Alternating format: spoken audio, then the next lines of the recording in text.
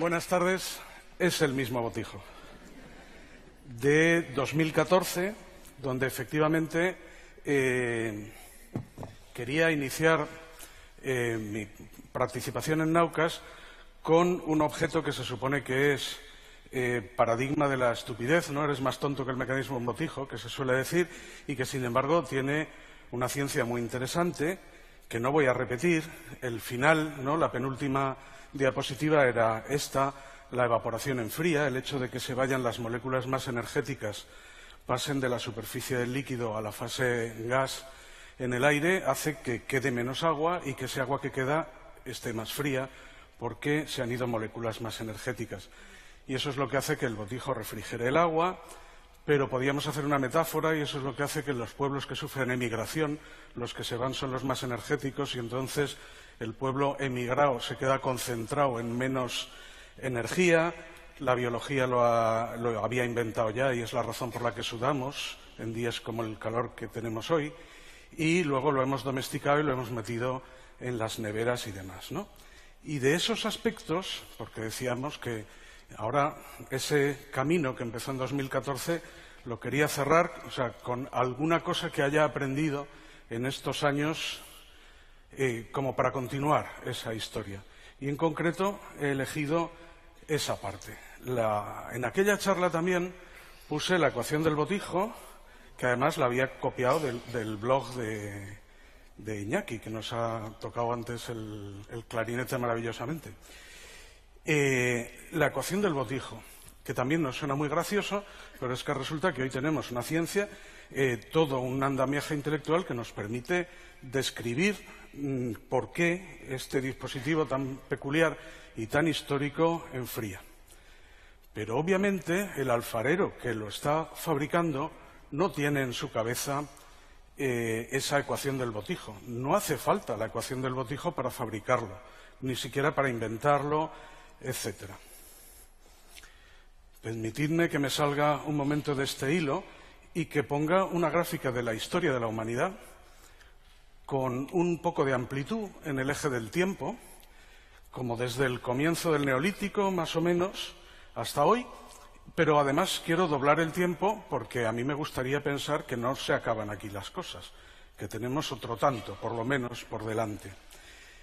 Y luego tengo ahí una escala en el eje vertical de 0 a 100 donde no hay ninguna variable. Prácticamente cualquier cosa que queramos representar en esta escala tiene esa forma tan exagerada. Y si en esa escala, en esa línea temporal, ponemos la ecuación del botijo y el invento real del botijo físico, ¿no? del objeto de barro, pues el botijo nacerá cerca de la alfarería. Igual no es lo primero que hicieron los alfareros, ¿no? Cuando se domesticó el barro, pero vamos, no llegaría muy lejos. Estamos en el borde del origen de esa gráfica. Y, sin embargo, la ecuación del botijo es de tiempos muy recientes. Pues vamos, del siglo XX seguro. No creo que antes del siglo XX nadie hubiera escrito. Bueno, igual sí, pero vamos, como mucho de mediados del XVIII. Y de ahí no me bajo. Y en esa escala es que da casi igual, ¿no? Donde estemos. En esta escala podemos poner la energía, la población, la esperanza de vida, la producción de alimentos, la calidad de vida en casi lo que queramos. Y puede parecer muy exagerada esa vertical, pero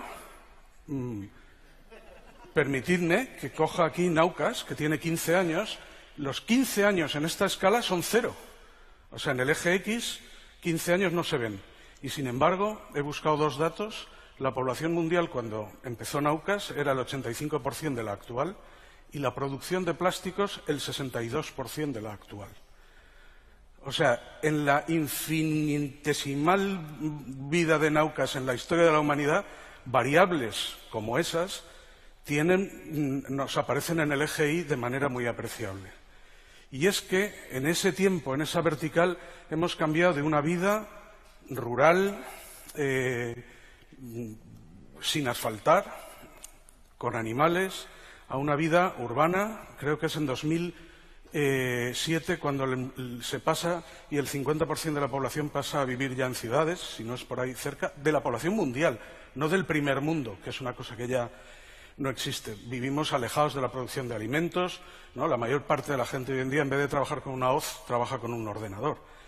Y ese cambio de vida, lo que me gusta pensar es que en cuanto nos bajamos de esa vertical, vivimos, ¿no? La humanidad vivía prácticamente como los romanos, no como los romanos ricos. O sea, la fracción más rica sí que le ha podido cambiar la vida, pero la persona que iba al campo, daba igual que fuera en 1920, en 1715 o en el 3 a.C., su vida era básicamente la misma. Comía lo mismo, cagaba en la misma letrina, o sea, era el mismo tipo de vida.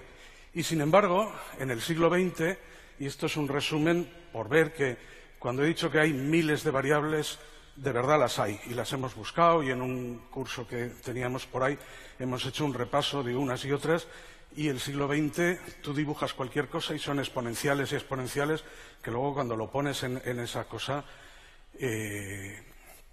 aparece ahí esa vertical. Y en 4 generaciones, y yo he puesto ahí las mías, mi madre, mi abuelo materno y mi bisabuela paterna, en 4 generaciones de cualquiera que estemos aquí, estamos en los romanos.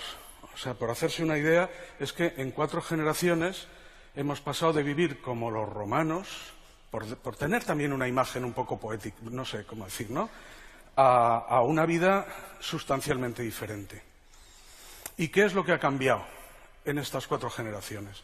Pues, en mi opinión, es la ecuación del botijo, el paradigma de ese cambio. Ha cambiado una manera de pensar, porque podríamos pensar que lo que ha cambiado es que usamos la energía, pero el petróleo ya estaba descubierto. De hecho, petróleo ya le pusieron nombre a los romanos, ¿no? Petroleum, y la usaban para encender candiles. O sea, no es que no estuviera descubierto ni el petróleo ni el carbón, es meterlo en una máquina y usarlo de manera industrial. O sea, es una manera de pensar diferente lo que tiró de todo esto. Una manera de pensar que a mí me gusta poner un momento fundacional épico, falso como todos los momentos fundacionales, pero bueno, en el manzanazo de Newton, ¿no?, en el hecho de que él rompiera esa idea de la cúpula que separa la esfera celeste de lo inmutable, de lo mutable que es lo cercano, pensando que la misma fuerza que tira de la manzana es la que mantiene a la luna en su sitio, ¿no? Ese momento fundacional, como digo, fake, pero nos sirve para entender el origen de esa manera de pensar que se acelera exponencialmente y nos genera este tremendo cambio de vida. Antes de esas 4 generaciones se fabricaban botijos, en estas 4 generaciones además tenemos la ecuación del botijo con todo lo que ello significa. Y de esta excursión, mediada por un botijo, que si os fijáis era el MacGuffin, ¿no?, es una especie de excusa para contaros otra película, esta del cambio drástico de vida que nos ha supuesto el modo de pensar científico, de ahí se pueden sacar unas conclusiones. La primera es que la ciencia lleva 4 días en la historia de la humanidad. No 4 días exactos, sino 4 generaciones, pero vamos, un tiempo ínfimo. La tradición, que es cómo se hacían las cosas durante esos miles de años, es mucho más importante de lo que solemos creer.